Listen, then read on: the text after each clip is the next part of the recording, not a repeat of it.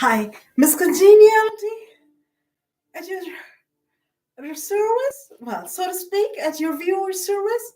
Hi, I looked up Harriet B. Stowe's Uncle Tom's Cabin.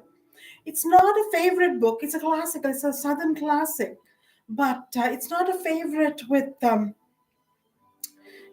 recent generations because I remember I haven't actually even read a portion of this book until today, but it was quoted often in newspaper essays, magazine articles. My son's generation in the school was taught that Uncle Tom, who was loyal to his white masters, is not the norm in today's culture. But if you're being benefited by the culture by the ruling classes or by the bad people, I mean, even during the French Revolution, before the French Revolution, then I guess you kind of speak up for those people. So so they were sort of taught. I mean, it's like it's um, the the wrong ideals were embraced by him, and he withstood all that hardship the slavery, brought with it, thinking that his masters were wonderful people. Nothing wrong with that, but he was also a slave, and he did not have much of a voice to kind of voice his anger at the ill treatment. So maybe it was the wisest move at the time. Anyways, so I looked up a portion. So coming back to my little gig, that was my note. Little gig is I looked up a portion, and there's a mention of a George, a young boy George, who says pie and pudding to the to and this could have led to the poem Georgie Porgy Pudding and Pie kissed the girls and made them cry. When the girls came out to play, Georgie Porgy ran away.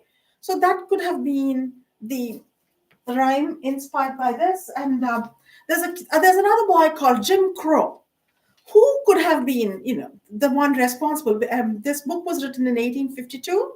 I looked it up, and the Jim Crow laws were passed after 1877 in the South, and this very boy, I have to look at the book and read the progress that the book makes, and then see if the same Jim Crow is the bad guy in the South. So anyway, and here's my. I seem to say anyways a lot. Professor Cluett used to say that. While doing his identification and process control course, anyway, he would do this whole complex mathematics on the board, and then says, anyways, So I picked it up from him. Yeah, and all right, and so this is my own little bit of writing, a couple of short rhymes. Jack with the right, loved the kite, which his little girl biked. It was real nice being her father. Next rhyme. Dial went to the side with her little son.